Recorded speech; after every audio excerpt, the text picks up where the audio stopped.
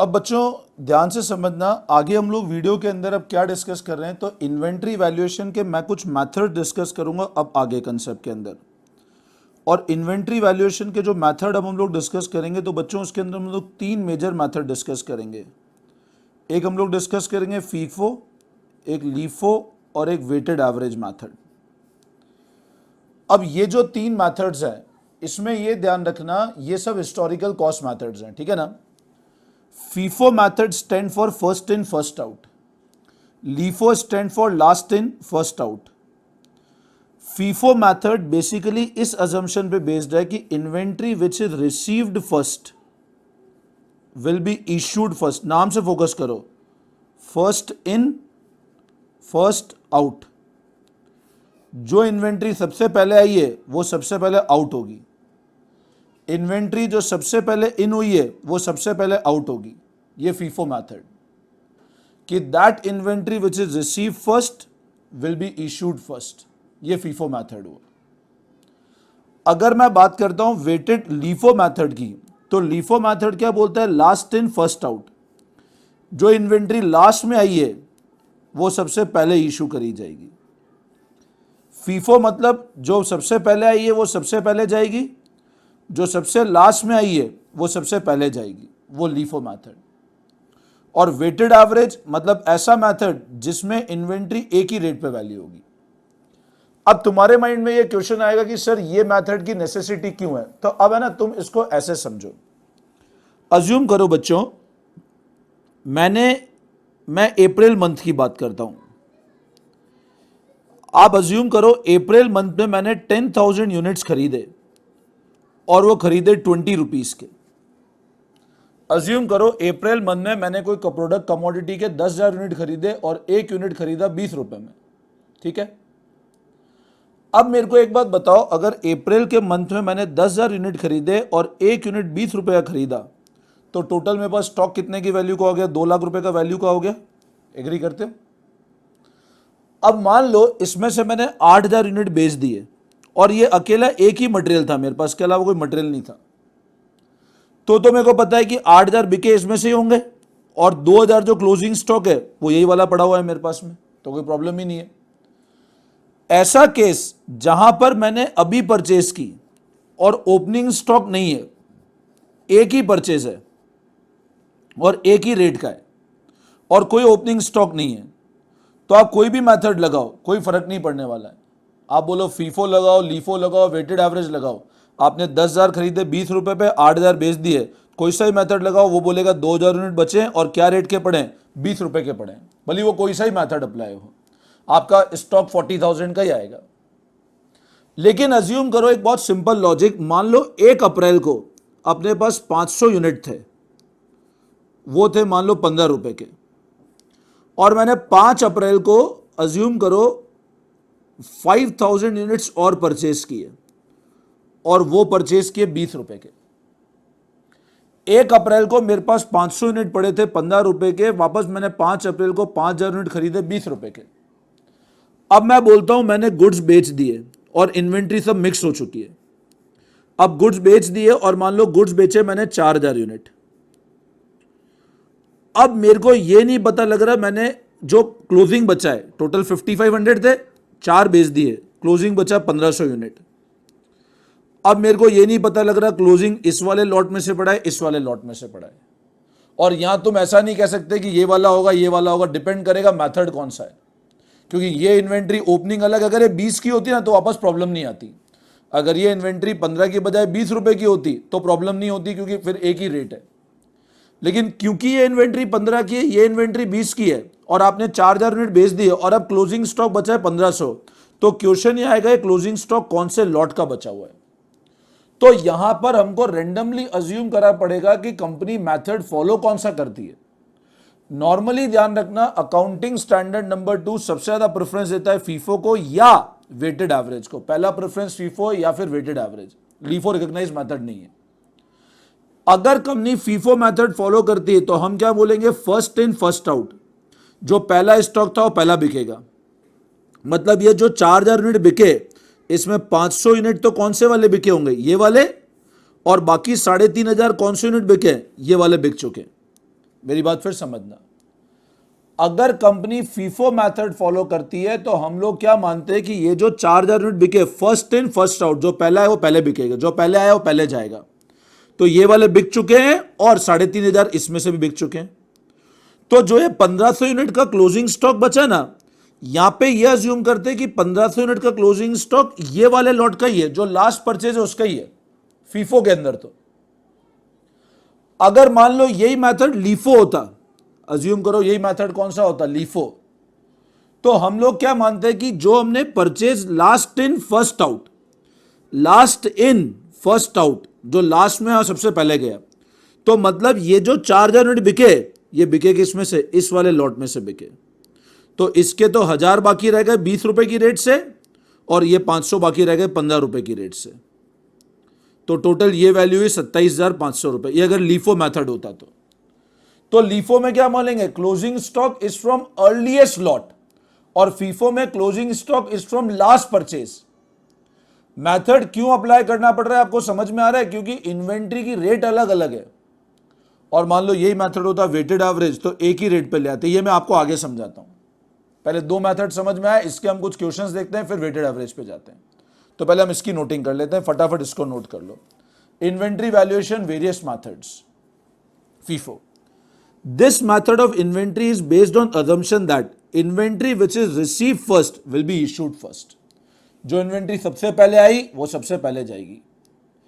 Closing stock under this method consists of last lot on hand, that is last purchase.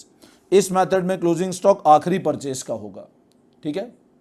फिर LIFO, this method is based on assumption that inventory which is received last will be issued first. सबसे आखिरी में जो आई वो सबसे पहले जाएगी।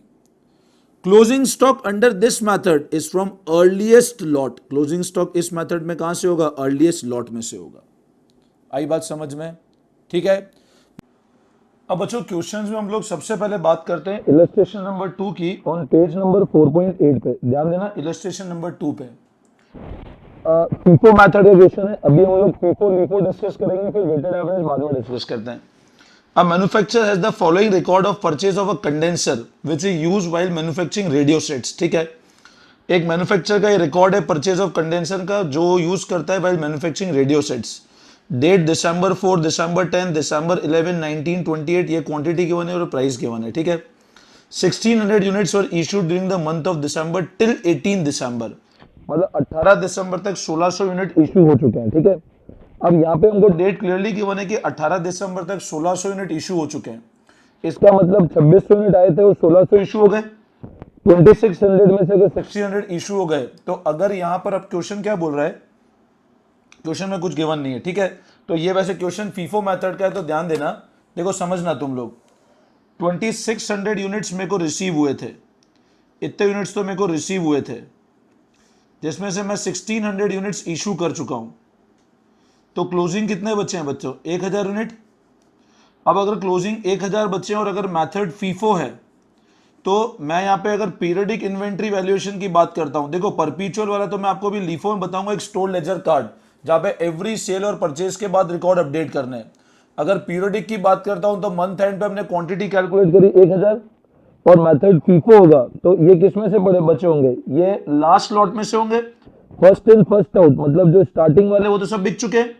तो 1000 कौन सी परचेज वाले होंगे, एक तो दिसंबर 19 का 200 यूनिट का परचेज है, क्या रेट से, 60 से, और लास्ट 800 का परचेज है 47 से। इन दोनों को ऐड कर लो, ये आपकी टोटल वैल्यू आ जाएगी। Getting my point. तो this is the value of stock on 31 December as per LIFO method, as per LIFO ये स्टॉक का वैल्यू हो जाएगा। गेटिंग माय पॉइंट, ठीक है ना। तो ये लीफो का हो गया, ये पीरियडिक इन्वेंट्री है।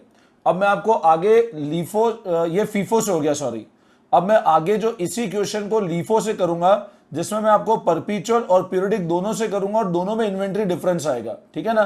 तो अपन अभी परपीचुअल का कैसे प्रैक्टिकल अप्लाई करना है वो मैं आपको समझा देता हूं, ठीक है ना, लीफो मेथड से। नाउ अब बच्चों अभी जो अपन ने क्वेश्चन किया उसी पैटर्न पे इलस्ट्रेशन नंबर 3 देखो, अगला इलस्ट्रेशन है। In the previous example assume that following issues were made during the month of December 5th 2029। अब डेट वाइज इशू गिवन है हमको, ठीक है ना। तो हमको इन्वेंट्री का वैल्यूएशन करना है बाय यूजिंग लीफो मेथड। मैं देख लेता हूं क्वेश्चन ने लीफो से ही कर रखा है, ठीक है। तो अब अपने को इस क्वेश्चन को लीफो से करना है। अब यहाँ पे क्योंकि अपने को डेट वाइज इश्यू गिवन है, तो इसको मैं परपेचुअल से भी कर सकता हूँ। आप अगर ऊपर देखोगे तो एक साथ इश्यू गिवन था, तो आप पीरियडिक अप्लाई कर दो, क्योंकि अपने को डेट गिवन नहीं थी वहां पे। लेकिन यहाँ पे हमको डेट वाइज गिवन है, तो यहाँ पे मैं परपेचुअल और पीरियडिक दोनों से करके बताऊंगा, और दोनों में आप देखना आपको खुद को समझ में आ जाएगा perpetual inventory far far better as compare to periodic inventory, ठीक है ना। इसमें करना है लीफो से, ठीक है। तो पहले परपेचुअल को आगे बढ़ने के पहले मैं आपको एक कंसेप्ट समझाता हूं स्टोर लेजर कार्ड का, मेरी बात ध्यान से सुनना। परपेचुअल पे आगे बढ़ने से पहले प्रैक्टिकल क्वेश्चन कैसे होगा, उसके पहले मैं आपको एक बेसिक कंसेप्ट बताता हूं स्टॉक लेजर या स्टोर लेजर कार्ड का। बच्चों, जब भी हम लोग इन्वेंट्री का रिकॉर्ड परपेचुअल सिस्टम में मेंटेन करते हैं, तो नॉर्मली हम लोग मेंटेन करते हैं स्टोर लेजर कंट्रोल अकाउंट। हम लोग एक अकाउंट मेंटेन करते हैं जिसको स्टॉक कंट्रोल भी कह सकते हैं। स्टोर किस लिए, क्योंकि मटेरियल होता है। स्टोर मतलब मटेरियल। हमारे घर में स्टोर में क्या होता है, सारा मटेरियल पड़ा होता है, ठीक है ना। तो स्टोर लेजर कंट्रोल कह दो या स्टॉक लेजर कंट्रोल अकाउंट कह दो, ठीक है ना। अब बच्चों, स्टोर लेजर कंट्रोल बनता कहां है, तो हमेशा ध्यान रखना स्टोर लेजर कंट्रोल, मैं नाम लिख रहा हूं स्टोर लेजर कंट्रोल। इसको स्टॉक कंट्रोल अकाउंट भी कहते हैं या स्टॉक लेजर भी कहा जाता है। स्टोर क्यों कहा जाता है, क्योंकि अपने घर में बताओ स्टोर कहां होता है। अपने घर में स्टोर होता है जहां पे हम लोग रॉ मटेरियल रखते हैं, ठीक है ना। तो स्टोर लेजर कंट्रोल अकाउंट बनता है in case of perpetual inventory system. तो आप एक बार आगे एक पॉइंट लिख लो, format of store ledger control. एक पॉइंट लिख लो, format of store ledger control, और ये एग्जैक्ट इन्वेंट्री की पोजीशन दे देगा आपको। Format of store ledger control अब कैसे बनता है, तो फॉर्मेट बना लो एक बार। इसका फॉर्मेट कुछ इस तरह से होगा बच्चों। One column would be for date, second column would be for receipt, next would be for issue, and last would be for balance. एक बार ध्यान से तुम फॉर्मेट देख लो, एक बार तुम फॉर्मेट बना लेना। डेट, देखो ध्यान से फॉर्मेट बनाना एक बार। डेट एक फॉर्मेट बनाओगे तो आइडिया लग जाएगा। पहला कॉलम रिसिप्ट, अगला कॉलम इशू, और नेक्स्ट कॉलम में बैलेंस। थोड़ा प्रॉपर लिख लेना आप कॉपी में। रिसिप्ट में वापस 3 सब कॉलम बनेंगे, इशू में भी अगेन 3 सब कॉलम बनेंगे, और बैलेंस में भी बच्चों 3 सब कॉलम बनेंगे। Quantity, rate and amount, quantity, rate and amount. यहां पर भी क्वांटिटी, रेट और अमाउंट, ठीक है। ऐसा फॉर्मेट बना लो एक बार। एक column date, this is a format of stock ledger या स्टोर लेजर कंट्रोल अकाउंट, ठीक है ना। Date, receipt, issue, balance. Receipt में क्वांटिटी, रेट, अमाउंट, इशू में भी वापस 3 कॉलम, बैलेंस में भी 3 कॉलम, ठीक है ना। ये फॉर्मेट बनता है परपेचुअल में, जिसमें डे बाय डे इसको फिलअप कैसे करना है वो मैं अभी आपको समझा रहा हूं, ठीक है ना। अब अगर तुम आते हो इलस्ट्रेशन नंबर 3 पे, देखो इलस्ट्रेशन नंबर 3 पे, जो इलस्ट्रेशन नंबर 2 का है, अपने को उसके अंदर क्या करना है, we need to find out inventory by using LIFO. ये बहुत इजी मेथड है। मैं वापस फॉर्मेट बना लेता हूं तुम्हारे सामने। मैंने अभी जो फॉर्मेट बनाया, इलस्ट्रेशन नंबर 3, ये पूरा क्वेश्चन मैं तुम्हारे सामने करूंगा ताकि तुमको क्लियर हो जाए। I am preparing one format of date, और लीफो मैथड से कर रहा हूं, तो मैं ऊपर लिख देता हूं लीफो मैथड। आप लीफो समझ जाओगे तो फीफो फिर अपने आप हो जाएगा। क्वांटिटी, देन अब मैंने फॉर्मेट बना लिया। एक कॉलम बनाया डेट, डेट में वापस मैंने date, receipt, issue and balance. Receipt में बच्चों वापस मैंने 3 कॉलम बना लिए, इनर कॉलम 3 बना लिए इशू में भी, और बैलेंस में मैं 3 इनर कॉलम बना लिए बच्चों। One is quantity, second is rate, third is amount. Again quantity, rate and amount, again quantity, rate and amount. अभी तुमको बिल्कुल आइडिया लग जाएगा कैसे हम लोग स्टार्ट कर रहे हैं, ठीक है ना। फॉर्मेट आपके सामने बन ही चुका है पूरा। अब देखो तुम 1 बाय 1 ट्रांजेक्शन देखना कैसे हम लोग क्वेश्चन कर रहे हैं। देखो अगर आप क्वेश्चन खोलते हो तो इसमें इलस्ट्रेशन नंबर 2 और 3 साथ में करना, क्योंकि इलस्ट्रेशन 2 से ही स्टार्ट करना है हमको, ठीक है ना। अब इलस्ट्रेशन 2 के अंदर तुम देखो, पहली अपना को रिसिप्ट हुआ है 4 दिसंबर को। अब मैन्युफैक्चर यूज उसका गिवन है अपने को। पहला रिसिप्ट है 4 दिसंबर को, 900 यूनिट मिले हैं 50 रुपए की रेट से। पहला रिसिप्ट है 4 दिसंबर को, 900 यूनिट मिले हैं 50 रुपए की रेट से।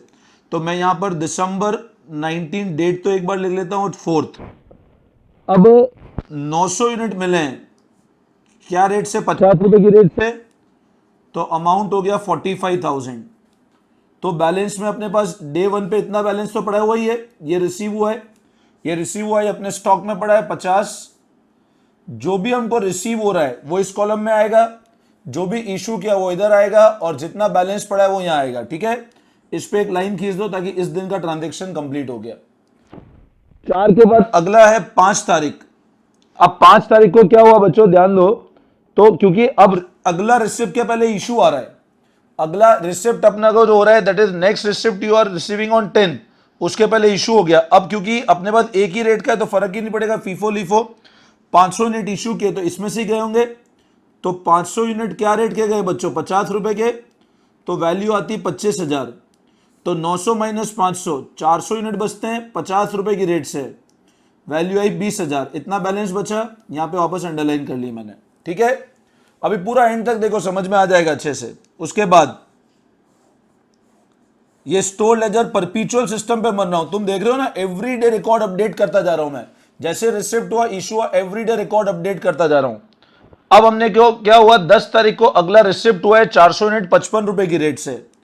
अब 10 तारीख को 400 यूनिट मिले 55 की रेट से, तो वो आया 22,000। अब इन्वेंट्री की पोजीशन क्या हुई बच्चों, अब 400 यूनिट तो पड़े हैं 50 रुपए की रेट वाले 20,000 के, और 400 और पड़े हैं 55 रुपए की रेट से 22,000 रुपए के। Getting my point? ये इन्वेंट्री की पोजीशन हुई 10 तारीख की। मैं लाइन क्यों खींच रहा हूं, ताकि आइडिया लगता रहे, ट्रांजेक्शन अलग अलग होता रहे। ठीक है ना। अब अगला 11, तो अब बच्चों देखो वापस 11 तारीख 11th को again we have receive 300 units at the rate of 55। तो टोटल वैल्यू आ गई 16,500। तो अब मेरे पास 400 यूनिट्स है 50 की रेट पे, इस दिन पे 20,000। वापस पिछले दिन के 400 यूनिट पड़े हैं 55 की रेट के, 22,000। और अब 300 यूनिट्स और आ गए हैं 15 की रेट से, तो 16,500। ठीक है, ये मेरे पास वैल्यू हो गई ऑन 11th। अब मैंने क्या किया, 19th को मेरे को वापस रिसिप्ट हुआ है, 19 को वापस रिसिप्ट हुआ है, और फिर इशू उसके बाद हुआ है। ध्यान देना, अब जो इशू है वो 20th को है, तो 19 को फिर से रिसीव है 200 यूनिट्स। तो 19 को अगेन 200 यूनिट रिसीव है 60 की रेट से 12,000। तो अब जो बैलेंस है वो इस तरह से 450 की रेट से 20,000, 455 की रेट से 22,000, 315 की रेट से 16,500, और 260 की रेट से 12,000। ये मेरे पास बैलेंस है अब फाइनल। ठीक है ना, ऑन 19th।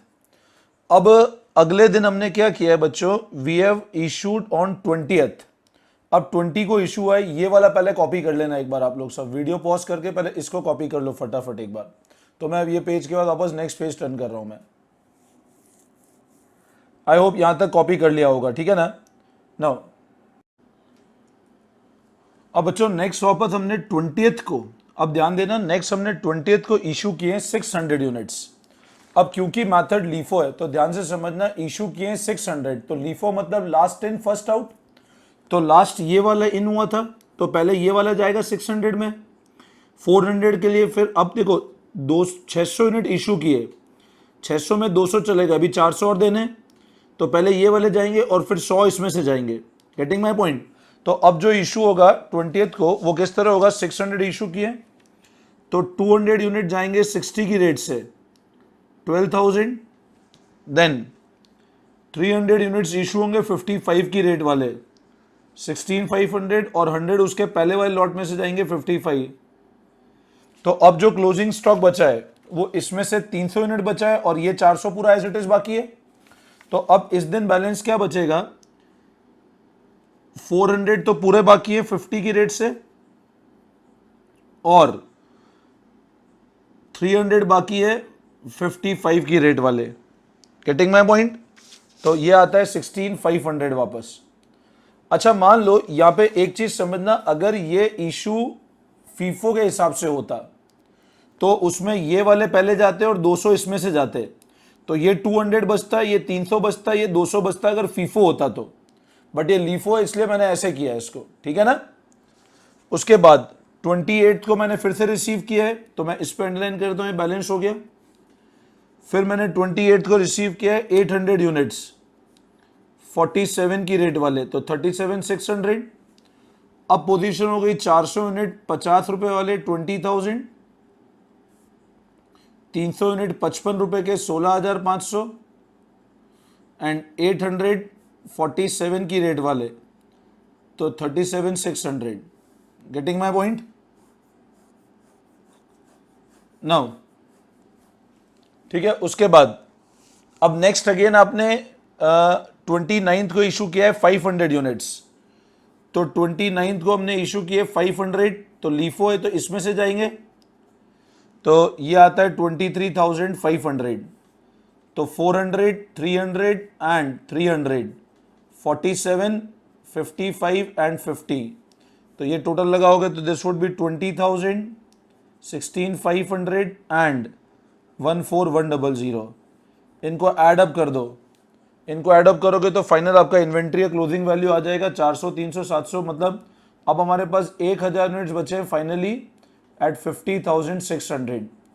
ये मेथड हुआ परपीचुअल, जिसमें हमने एवरी डे रिकॉर्ड किया इन्वेंट्री को। अगर ये पीरियडिक होता ना तो इसमें कैसे करता, अगर ये पीरियडिक होता तो मैं कैसे करता, ध्यान से समझना। मैं सिंपल ये चेक करता, पीरियडिक होता तो टोटल इन्वेंट्री कितनी आई, टोटल इन्वेंट्री मेरे पास रिसीव्ड हुए 2600 और इशू की थी मैंने 1600। अगर आप टोटल करोगे 5, 20 और 29 के इशू को 1600, तो पीरियडिक होता तो 1000 यूनिट्स बचते और लीफो के हिसाब से लास्ट वाले ओपनिंग लॉट के बचते। तो ओपनिंग लॉट कितना था, तो आप देखो ओपनिंग लॉट में 1000 यूनिट है क्या अपने पास में, तो ओपनिंग 900 में से बचता 50 रहा 45,000 और फिर 100 में से बचता 55 वाला। अगर यही बच्चों पीरियडिक होता तो ध्यान देना, देखो ये वाला बचता एज इट इज और इसमें से 100 बचते, 1000 यूनिट बचते, तो उसमें इन्वेंट्री की वैल्यू कितनी होती है 45,000 प्लस 5,500, तो वो आता 50,500। जबकि आप देखो ये पीरियडिक में आता, जो डेट और वो कंसिडर ही नहीं कर रहा है, ये प्रॉपर नहीं है, ये गलत मैटर हुआ था। अगर पीरियडिक बोलते तो डायरेक्टली कर देते हम, टोटल रिसिप्ट माइनस इशू इतना बचा, लीफो है तो ओपनिंग में से बचा होगा। यही फीफो है तो आप देखो, यही सॉरी परपीचुअल है तो हमने क्या किया, एवरी डे काउंट किया, तो this is your proper inventory as compare to this one. Getting my point? तो ये होता इन केस ऑफ अगर पीरियडिक इन्वेंट्री होता तो you can see there is a difference of around ₹100 का डिफरेंस आता है फिर, ठीक है ना। नाउ तो बच्चों अब जो फाइनल मेथड हम लोग डिस्कस कर रहे हैं उसका नाम है weighted average method for inventory valuation, ठीक है ना। अब वेटेड एवरेज मेथड का मैं एक पहले नोटिंग कराता हूं, फिर आपको क्वेश्चन कराऊंगा तो पूरा समझ में आ जाएगा। This method consider weighted average rate for entire lot. ये सिंपल एवरेज नहीं है, ये वेटेड एवरेज रेट कंसिडर करता है। All the inventory are issued at weighted average price under this method. और वेटेड एवरेज प्राइस निकालने का तरीका है total value divide by total units, ठीक है ना। मतलब यहां पर ये ध्यान रखना, वेटेड एवरेज मेथड में बच्चों there is no difference in rate.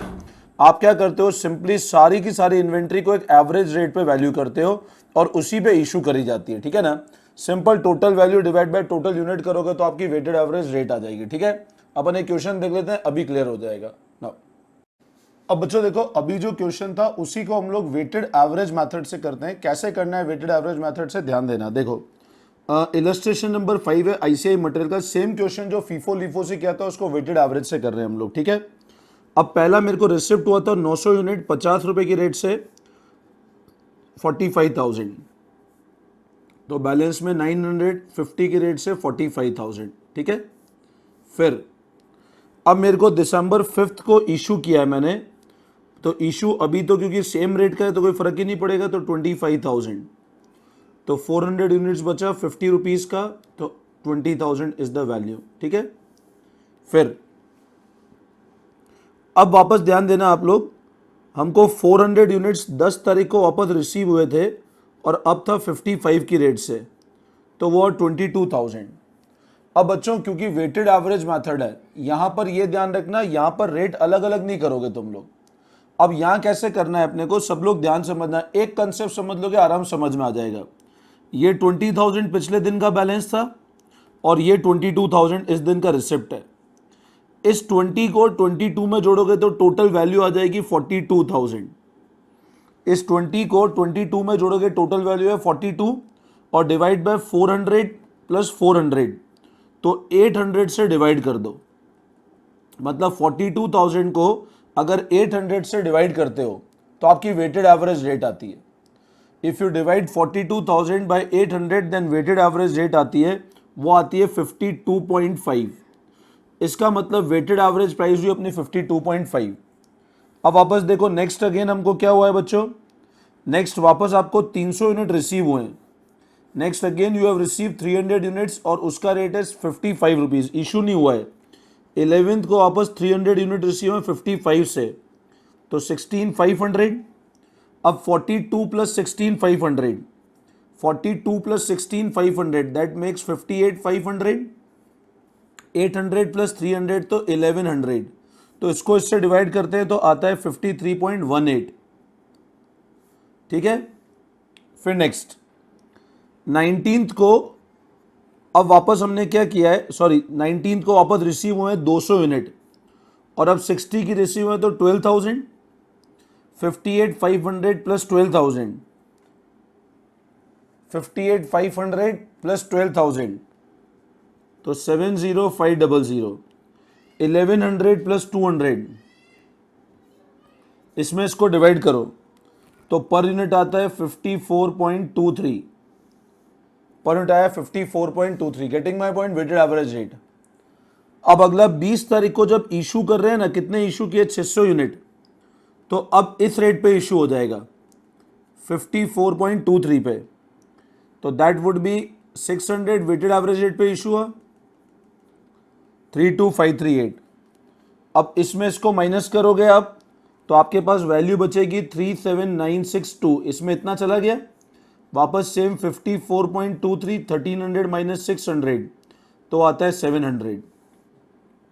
Then again 800 units के रिसीव हुए, तो 800 यूनिट्स अब क्या रेट पे रिसीव हुआ है बच्चों, 47 पे, तो वो आया 37,600। इसको और इसको अगेन ऐड करो तो आता है 75562। 700 प्लस 800 तो 1500।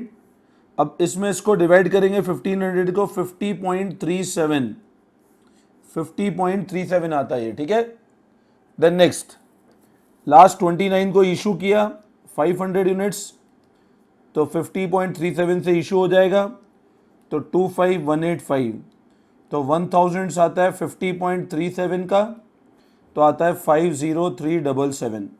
तो ये अपनी इन्वेंट्री की वैल्यू आती है by using weighted average method. आई बात समझ में? क्वाइट सिंपल क्वेश्चन है वेटेड एवरेज में, सिंपल आपको एवरी डे को ऐड करते जाना है, वो वेटेड एवरेज हो जाएगा। ठीक है ना। अब बच्चों मान लो इसी क्वेश्चन को अभी जो हमने किया था वो परपेचुअल सिस्टम था, मान लो पीरियोडिक सिस्टम होता तो हम लोग क्या करते, if an above periodic system has been used then first we will compute weighted average rate for all purchase. अगर इस क्वेश्चन में मान लो पीरियोडिक परपेचुअल पीरियोडिक सिस्टम होता तो हम पहले वेटेड एवरेज रेट निकालते सारी परचेज की, है ना। वो कैसे निकालते, सारी परचेज को हम लोग मल्टीप्लाई कर देते रेस्पेक्टिव नंबर ऑफ यूनिट से। तो मैंने सारी जितनी परचेज है उसको मल्टीप्लाई करा, टोटल वैल्यू है 133,100। 133,100 को टोटल यूनिट से मल्टीप्लाई डिवाइड किया तो वेटेड एवरेज रेट आ गई 51.19। मेरी बात फिर समझना, सारे नंबर ऑफ यूनिट को मल्टीप्लाई किया तो ओवरऑल वैल्यू आई 133,100, डिवाइड किया 2600 से तो वेटेड एवरेज रेट आई 51.19। 2600 रिसीव हुए थे, 1600 इशू किए तो 1000 क्लोजिंग बचता क्या रेट से, 51.19। मल्टीप्लाई कर दो तो this would be value of closing stock using weighted average method. आई बात समझ में? तो ये होता है in case of periodic system. अब बच्चों इस पैटर्न पे मैं आपको होमवर्क बता देता हूं, आप लोग अनसॉल्व क्वेश्चन में जाना। अनसॉल्व क्वेश्चन में एमसीक्यू के अंदर आपको एक तो क्वेश्चन नंबर 8 करना, क्वेश्चन नंबर 8 करेंगे आप लोग, देन और इसमें मेरे को दिख नहीं रहा है, ठीक है मैं आपको व्हाट्सएप पे दे दूंगा बच्चों, है ना, मैं आपको व्हाट्सएप पे क्वेश्चन दे दूंगा। अभी सिर्फ 8th क्वेश्चन नजर आ रहा है और क्वेश्चन व्हाट्सएप पे डाल दूंगा, वो आप होमवर्क में कर लेना एक बार, ठीक है ना। तो ये अपना तीनों मेथड मैंने करा दिया आपको, FIFO, weighted average and LIFO, ठीक है ना। और प्रैक्टिस करोगे धीरे धीरे और क्लियर होता जाएगा, ठीक है। तो आप वापस मिलेंगे हम लोग नेक्स्ट वीडियो के अंदर, ठीक है ना। चलो, thank you all of you, best of luck.